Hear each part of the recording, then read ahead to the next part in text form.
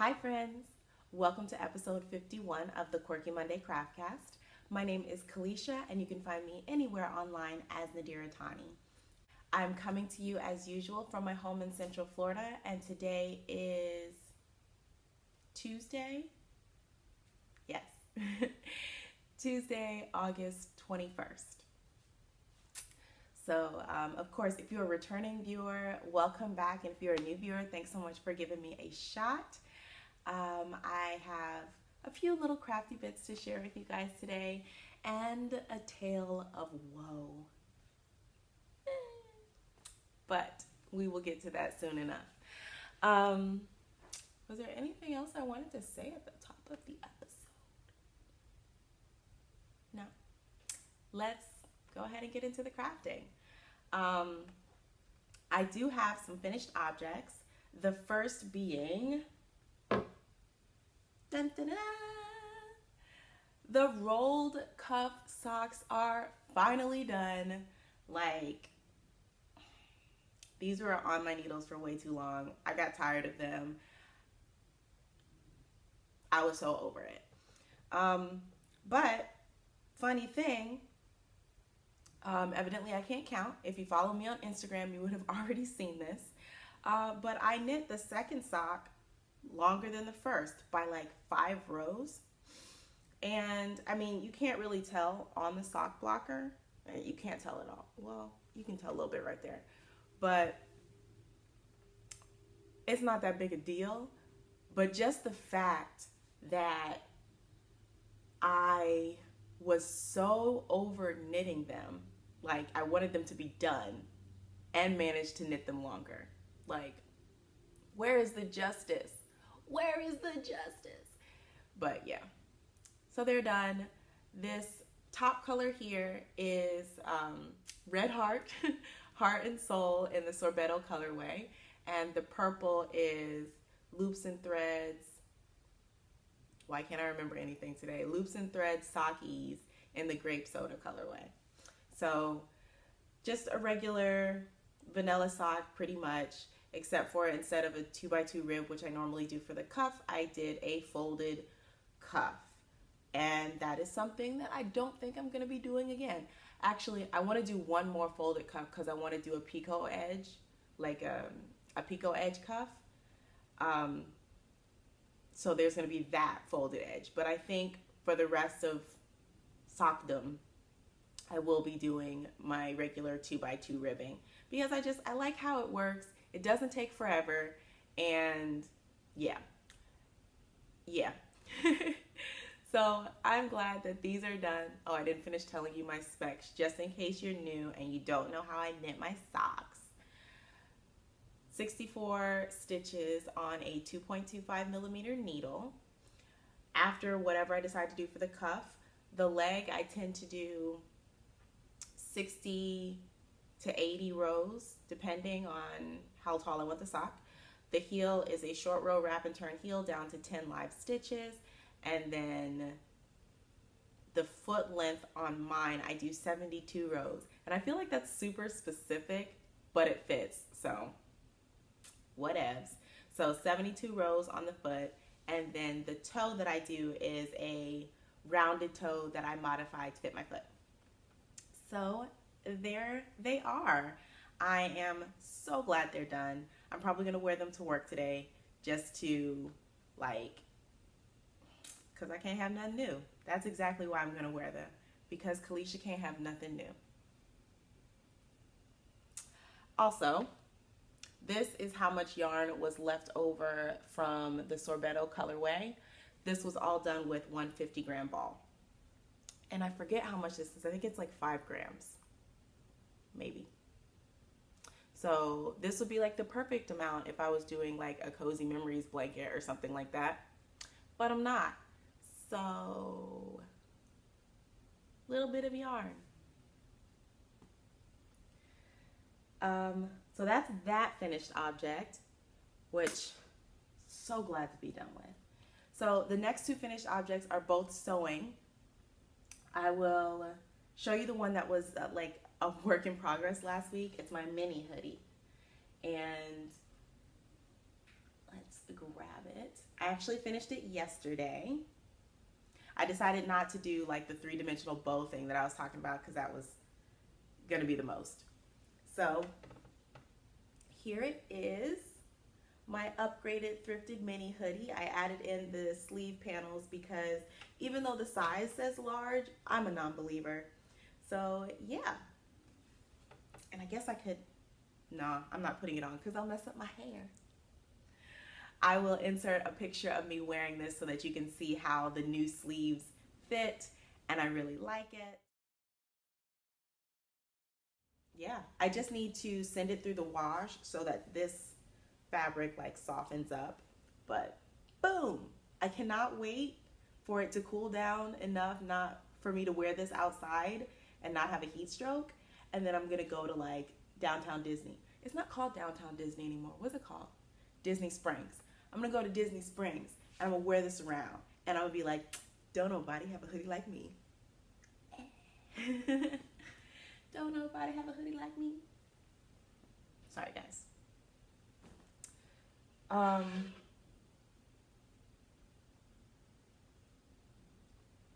I just painted my fingernails earlier today and I feel like I'm still doing that like dainty hand wet fingernail thing. So every time I pick something up, I'm like this. My nails are not wet. They are dry. But I'm still like, oh, I might mess up my nails.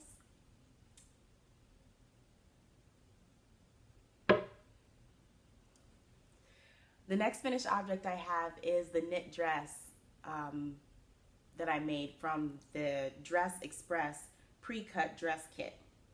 This is what the label looks like. And I got it from Joann's. It regularly retails for $29.99, but it was on like 70% off that day. And I was like, getting it. So the kits come in, I think 4 different sizes. So small, medium, large, and extra large.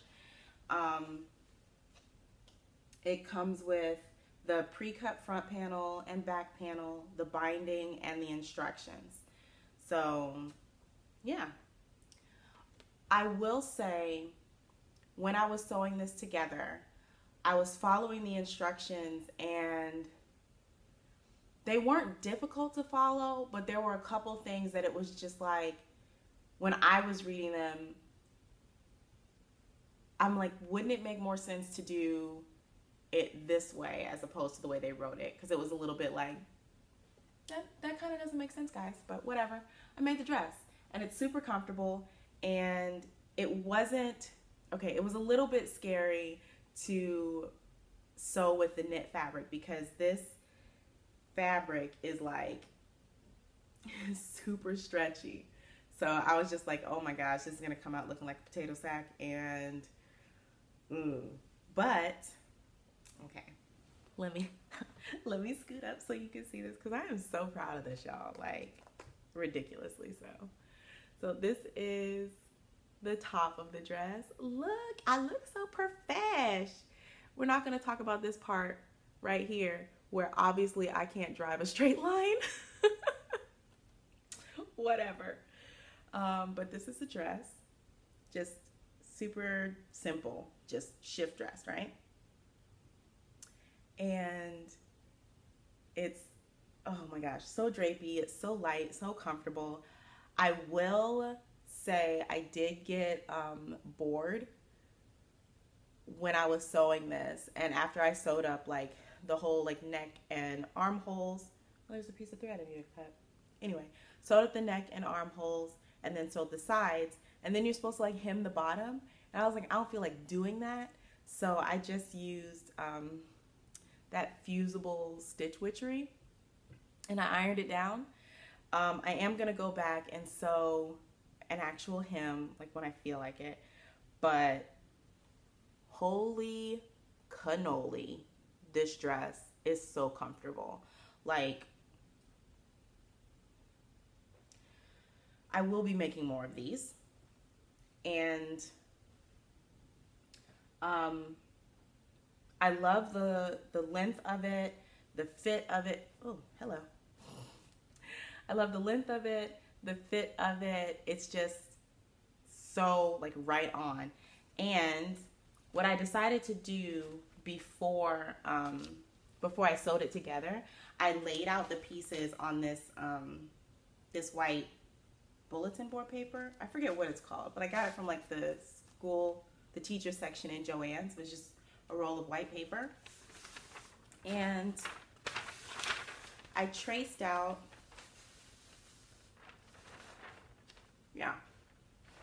I traced out the pieces because I thought, well, if I really like how this,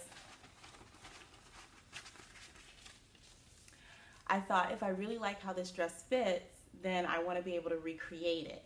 So I traced out the pieces, created the pattern, and I need more of these.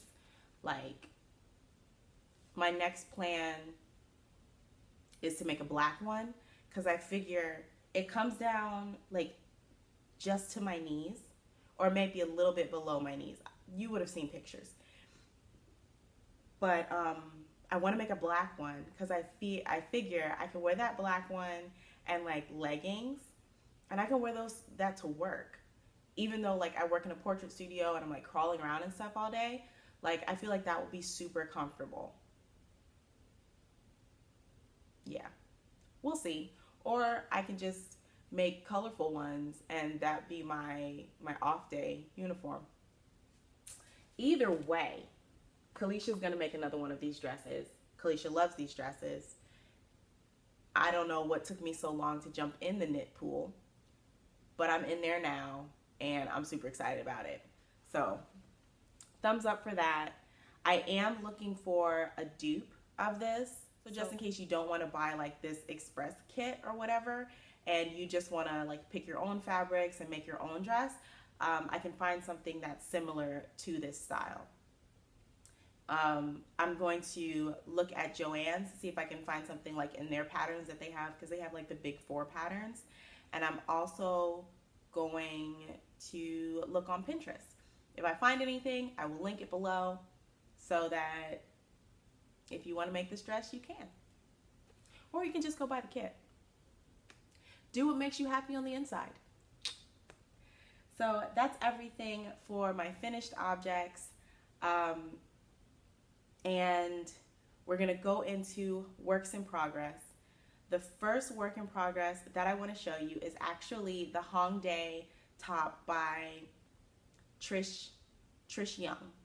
Now, this is the top that I was supposed to make on my trip to New Orleans, but I decided to make the other orange top.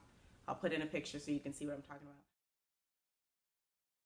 But I decided to make that one because I wanted to use that fiber or that yarn, whatever. So I waited on the Hongdae. So I decided to pick this up. I think I started it Saturday night. So like 4 days, 3, Saturday, Sunday, Monday, Tuesday, 4 days ago. And I have the whole front panel done. This pattern is crocheted. It's crocheted from the bottom up in pieces. So you have the front panel, and then you do like the sleevey bits, and then you do the back panel, and then I guess attach them from there. But I haven't read forward in the pattern because I don't do that. Living dangerously. But I am, before I show it to you, because I love the way these colors are working out. I am using the Lion Brand Cupcake yarn from Joann's in the Sunny Day colorway. This is what it looks like. Show you on that end because you can see more of the red. This is what it looks like. And I love it. So this is what I have so far. I'm gonna look like a walking sunset, and I'm okay with that. So it's okay. So I only crocheted this one side of the like sleeve or shoulder shaping because the way that you work it, you like work all this part and then you do this. and then you break your yarn and you connect over here and work up that side. The only thing is this is actually the end of the yellow. So when I connected on this side, it went straight to, I think cream was the next color, and I didn't like that. So what I'm gonna do is pause the top, or pause the front, and start working on the back. And I looked at these cakes to make sure that they like kind of start at the same points. So the back is going to mirror this. So in the pattern, the back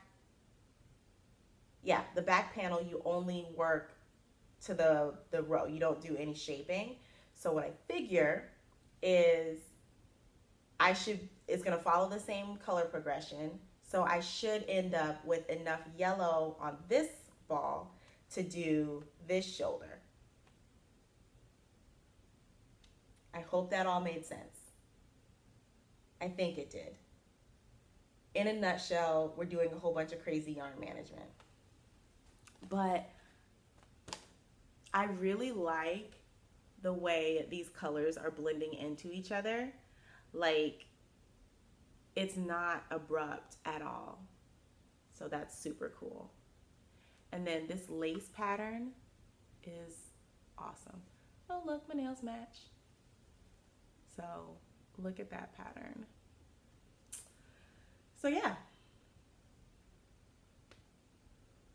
this will definitely be done by next episode. The only thing that made me a little bit nervous is because it's worked from the bottom up, I wasn't entirely sure of like if it was going to be long enough for me, because I don't like having my back out. And I don't think it's going to be long enough. So this is, okay, if I hold this at the like top of my shoulder, at my t-shirt shoulder seam, this, okay, top of my jeans, it's like right at the top of my jeans. So yeah, this is going to be showing belly. I'm not about that life. So I think what I'm gonna do is, oh yeah, that's gonna end up being a crop top. So I'm gonna seam block it, but it's not gonna grow a super lot with the seam blocking. So next plan will be to add like a band at the bottom, like ribbing.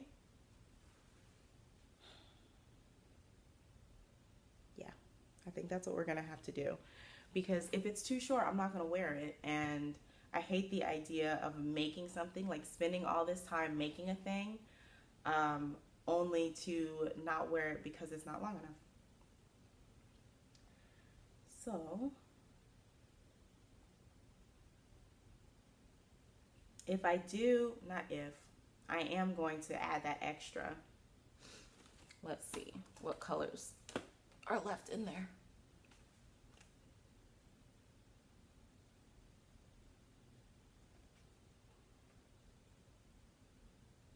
Yeah, we could add the extra in either this tan or the cream. We'll figure it out. But yeah, just play around with it, and we'll make it work. So that is the Hongdae top. Of course, it's super simple, like once I got started, and we'll be done super soon. Put this away. Oh, what size hook am I using? Whatever she recommended, 4.5, using a Clover Amour hook. And I must say, I have really fallen in love with those Clover hooks. Like, I bought, I think 3 or 4 of them the last time Joann's released like a bunch of 60% off coupons. So I went and I just bought a couple because I hadn't used them before. And I really, really like how they feel. So now I think I want to go fill in the rest of my collection.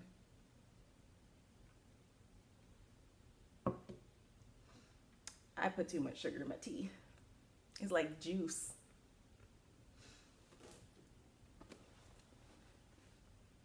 All right, guys. Somebody get out the tiny violin. This is the tale of woe. If you have watched before, you know what project lives in this leafy bag. This is my Gemini shawl. So let me show it to you. And you're going to be like, oh, Kalisha, why is that a tale of woe? And I'm going to be like, it is. So, I'm so sad. Oh, I'm so frustrated. Actually, I'm not super frustrated. It's just because I've already solved the problem. So, okay. So here is Gemini. And, well, you know what? You're going to get found anyway, so just hang out there. Okay. So, Gemini is a 3-color shawl design that I'm working on. And I am into section 3. Like, this is section 1, section 2, section 3. I'm into section 3, and the concept is correct. The execution was not. So I am 2, 4, 6, 8, 10 and a half. Oh, what is it? Yeah, 10 and a half stripes. Oh, Lord, no. And I'm gonna have to rip all of this out. But it is for the best. All right, so the tale of woe is right here. So the schematics of this particular shawl, holding up my arm is tiring. The schematics for this particular shawl is you have this portion here, which is basically a square. And then this part will be kind of like a wing. So it's going to be decreasing back up into a point. So it ends in a point out here, right? Now, because Gemini is going to be like a 2-part shawl, so you have this side and then you'll have this side, I can only use half of the yarn that I have available on this side. So I have been very, very meticulous in like weighing my yarn and measuring and making sure that I'm not overspending on this side. So I'm just crocheting along on part 3, and I start looking at it. And I don't know if you can really tell, but this angle here needs to be the same as this angle here. It is not. It is wider, so it needs to actually be about here. So essentially, I am using too much yarn in this section. So I realized this when I was crocheting yesterday, and I looked at the angles and realized they didn't match. So I threw it on the floor behind my rocking chair, and then I sat quietly for a little bit, feeling sorry for myself. And then I said, okay, Kalisha, let's brainstorm this out. So I had been decreasing every other row. And when I sat and I thought about it, I realized I was supposed to be decreasing every row, because these increases are every row. So in order to keep the rate of change the same, you have to decrease the same amount that you increase. Makes sense, right? I don't know why I didn't think about that. Whatever. So then I had to figure a way to work a decrease at the beginning of the row and not leave a hole and like the way it looks. And I have solved that problem. Where's my little swatch? There it is. Don't mind the colors, y'all. So it goes this way.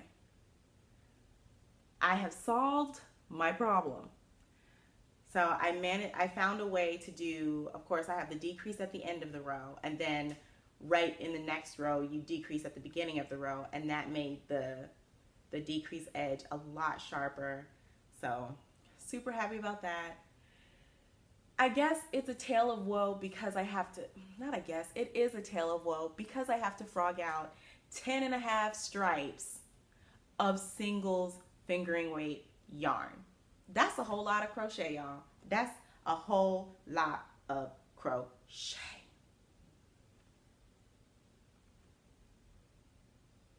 I'm just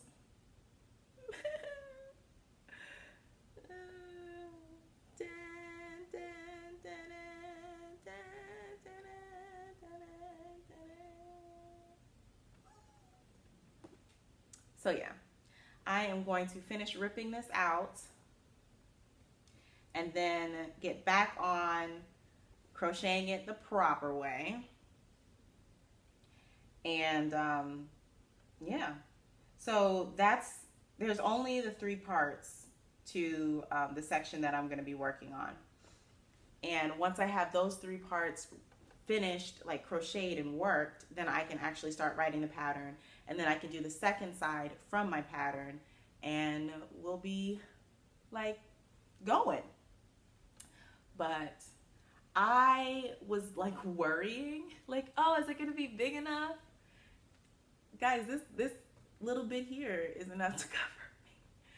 So this is the midpoint, and estimating the wing is going to be the same length, if not maybe a little bit longer. And then it flips around and does that.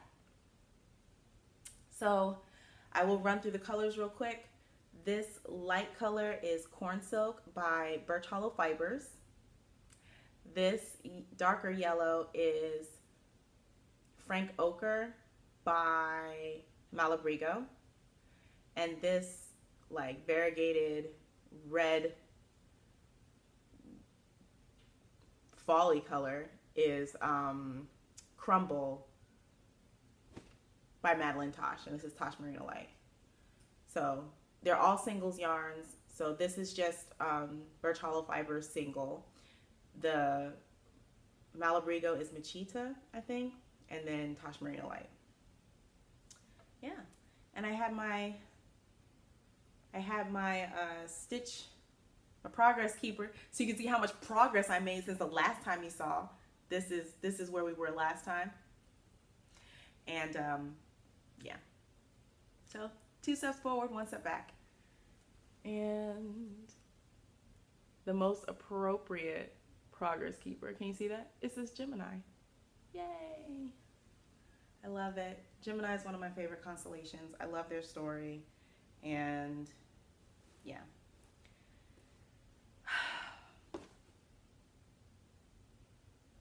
I don't even know if, oh, let me sit up straight. I think out of all of the things that I have ever like designed or created myself, this one has definitely had the most frogging. Definitely. And I don't even think it's my most involved pattern, but whatever. It's going to be right when I'm done, and I'm excited about it. So that's going to get frogged probably today and restarted, or section 3 is going to be frogged today and then restarted. And yeah, so that is going to take us into maker plans, and I have one. I watch the HGDC Designs Crochet podcast with Heather, and she actually has a challenge called the HGDC Scrapball Challenge. And basically what she does is she creates these magic cakes or magic yarn balls, and like of all of her scraps, and like mixing in the different colors and stuff, and then makes a finished project from that. So I was watching her podcast the other day, and she was talking about it, and I was like, you know what? I have a scrap ball that I have just been adding to like every so often. I haven't added to it recently because it was under my bed, so you know, out of sight, out of mind. So I pulled it out, and Where is it? I just saw it. Here it is. And here it is. I don't know how much yarn is in this. Let's weigh it and find out.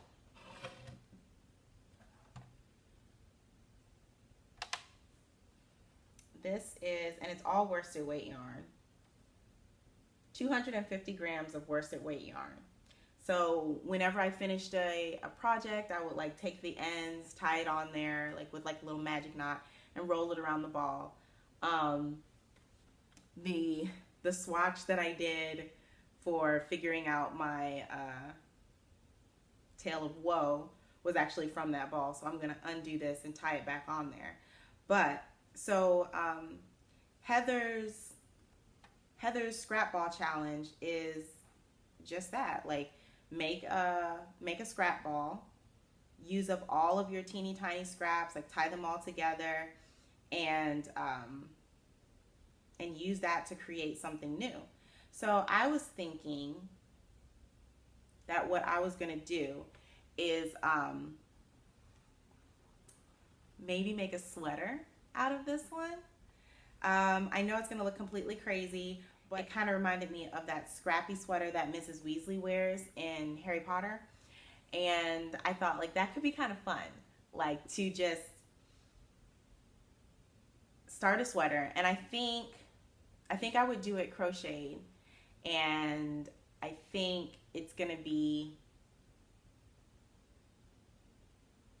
a cardigan because Florida. And the fun thing about this is that I don't remember what's in here because I've literally been like adding to this over a couple years. So basically I can only see like one layer down. Like this pink right here is I think maybe 2 layers down, but I don't know even what's in here. Like, it's buried treasure, y'all. It's buried treasure. So I think that's going to be fun. So I'm going to join that challenge and start crocheting the craziest, scrappiest sweater that I will ever own. I will put the hashtag to the challenge on the screen so you can go on Instagram and check it out. I also encourage you to check out Heather's podcast. She is in England, and she recently, did she release her pattern? Or no, she is working on a pattern, like a granny square sweater, and it is super cute. Like she incorporates solid, like regular double crochet sections with the granny stitch in different ways on the sweater, which is really cool. So I'm excited to see the changes that she's going to make to it, because she was talking about changing like the way that she has the colors.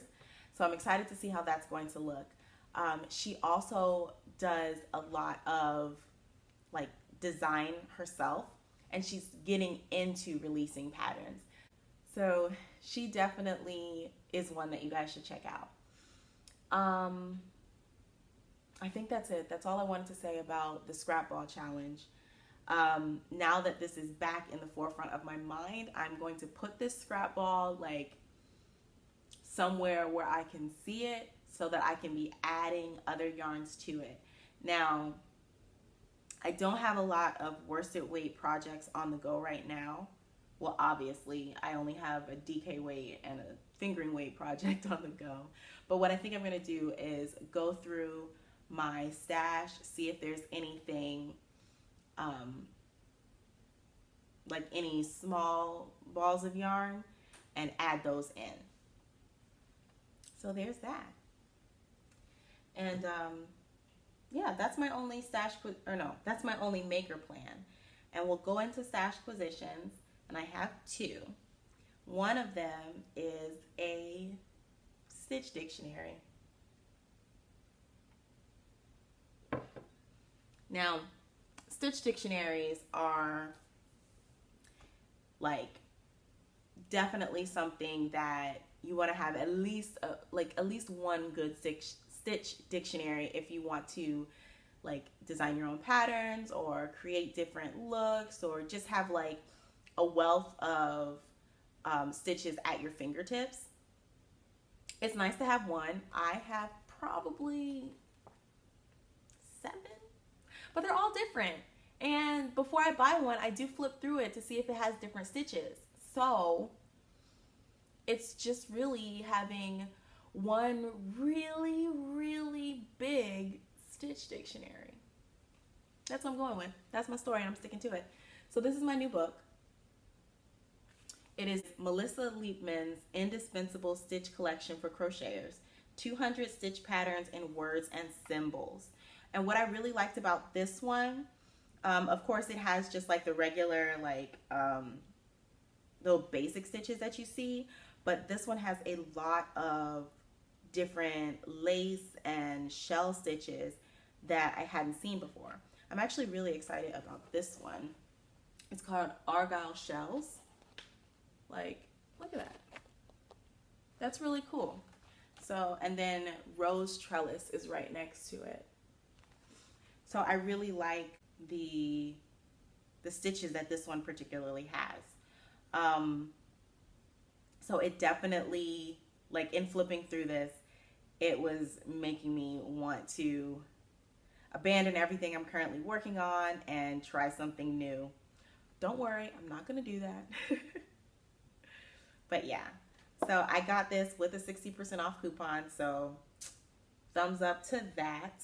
I also, one of the things that I do when I go into craft stores or when I'm looking at any books that I'm thinking about purchasing, I pull up Amazon and I search it on Amazon to see if I can get it at a better price on there, especially like with Prime and like free shipping and stuff like that.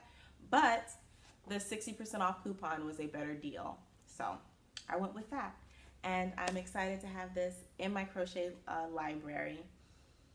There was another knitting stitch dictionary, but I decided not to get it just because I feel more confident and like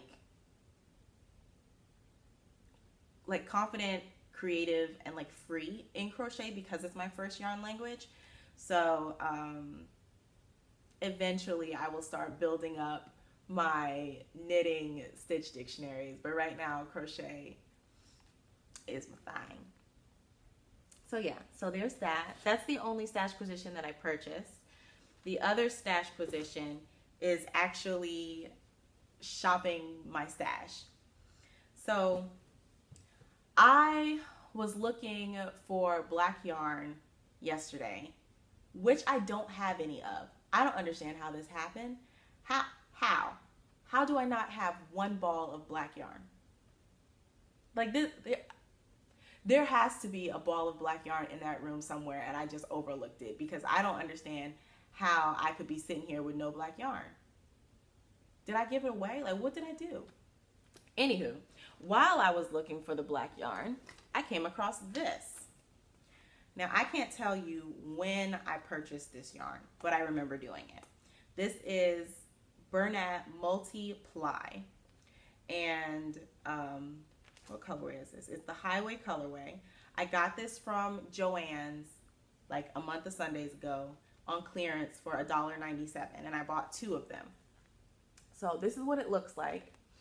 And as you can see, it is literally made up of 6 different plies of yarn in different colors, right? So crafty little Kalisha looked at this and said, ooh, that's 6 different strands of lace to fingering weight. I can do something with that. I just have to split it up and separate it. So I bought 2 of them, and then I got home and I was like, that's gonna take forever. And I never took them out of the bag. And then it got shuffled to the back of the closet and I found it yesterday. So I decided at some ungodly hour of the night that I was going to split this yarn. So first I split it into 3. So this one is 2 strands of the gray and 1 strand of black. And then the other one was the 2 yellow strands and a strand of gray. So I was actually able to finish splitting these And let me see, where's another fingering weight?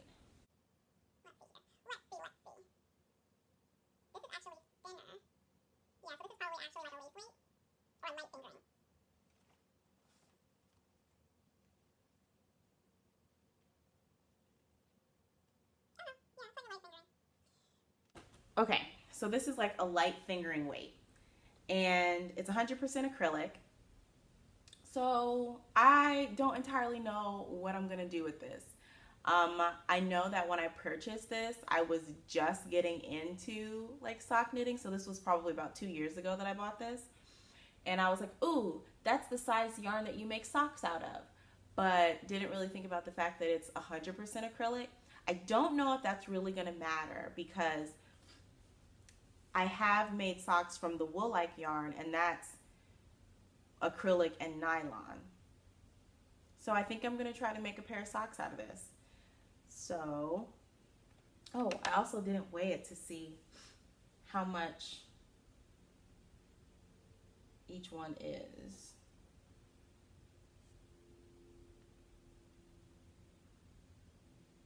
It would make sense that they were all the same weight. I don't know why I had to measure all 3 of them.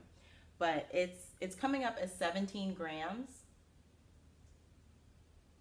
So maybe I will try like striping them, because this would be a really cool like stripe sequence, and I'm really into like grays and yellows right now.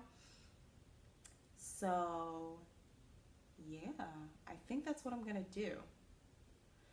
And I might also pull one of these strands out, one of these grays, because this is a light gray. So then I would have a light gray, a dark gray, a light yellow, and a dark yellow. Yeah. So we'll see when that happens. So that's shopping my stash. So this is one ball that I have started splitting. And then I have this one. I'm not splitting this. That's not gonna happen. So either I'm gonna make something with this yarn or I'm gonna donate it to the Goodwill. One of the two.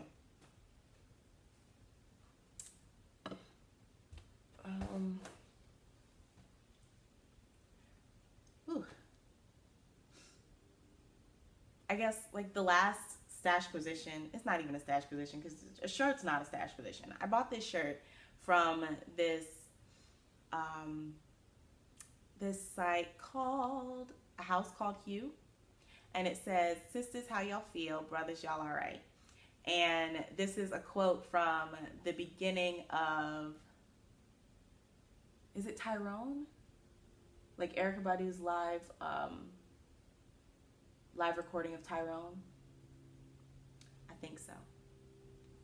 But when they first came out with this this shirt design, it was mental health awareness in the Black community, because historically the Black community has been one to kind of downplay, not kind of, to definitely downplay the reality of mental health issues or mental health difficulties.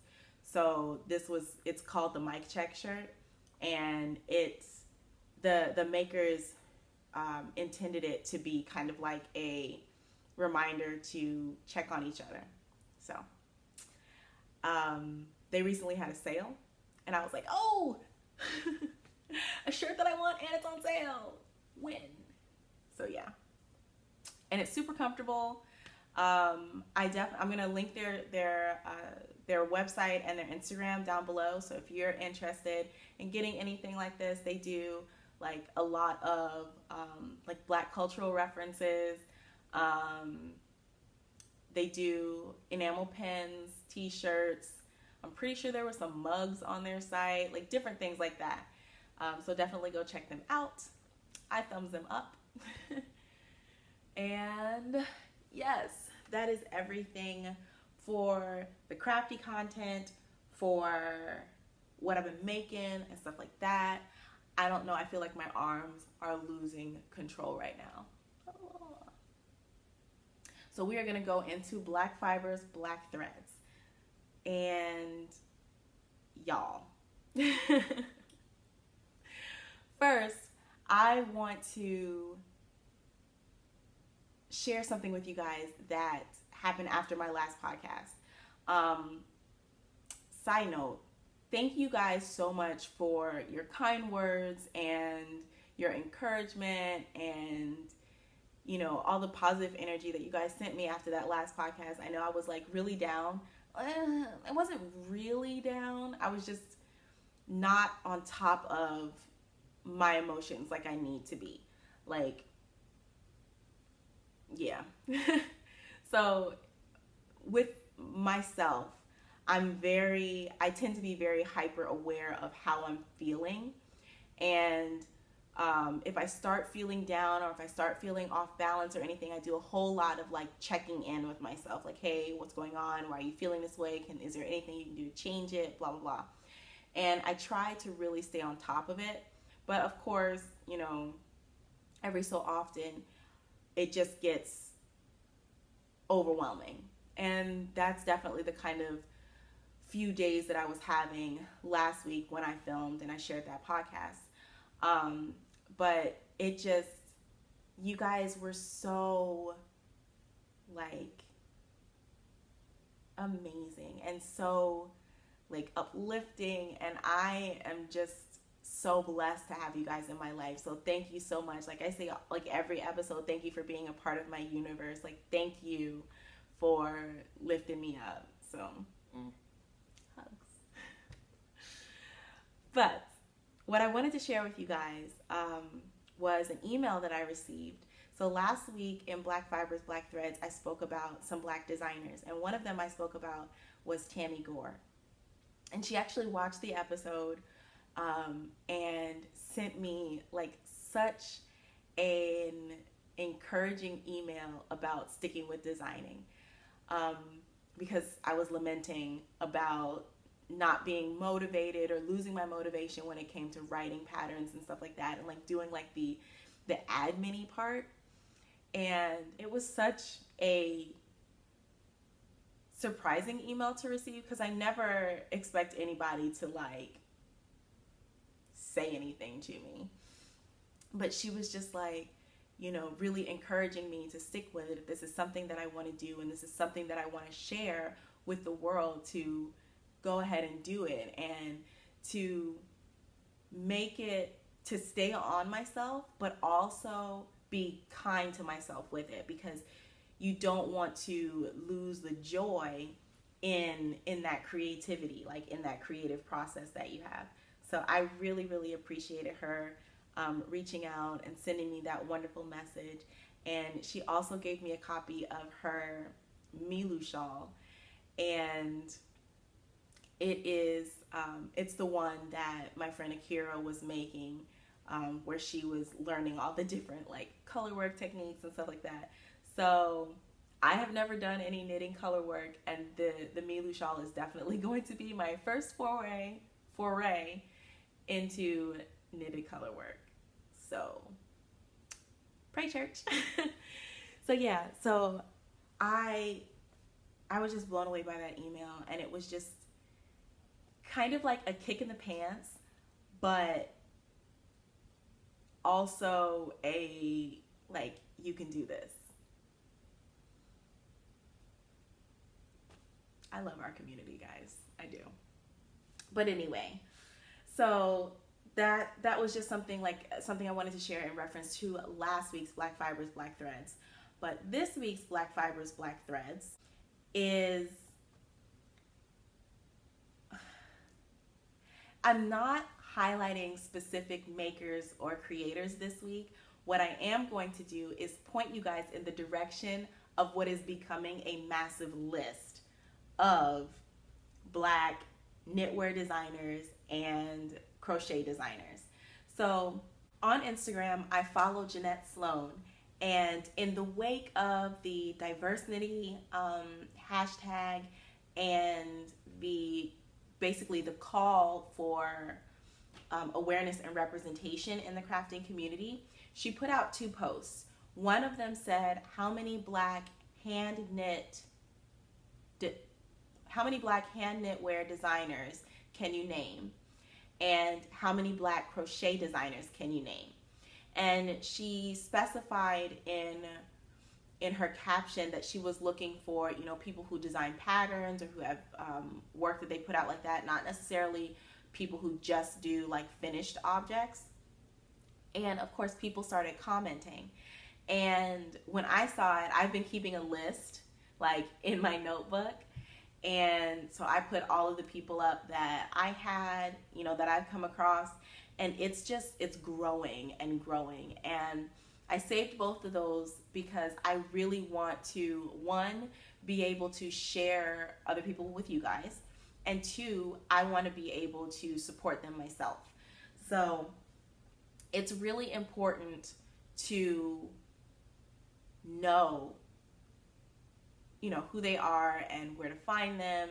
Because one thing that I've noticed a lot is like people say things like, it's so rare to see a Black fiber artist, or it's so rare to see a Black designer, a knitwear designer, or something like that. But it's not, you know, it's just that we aren't seen as much. So it's rare to see us. It's not rare that we exist. So I was talking to my mom about this yesterday, just the idea of validation, and how when it comes to like making a purchase online or doing something or supporting something, you want to see like, well, who else is supporting it? What's their ratings?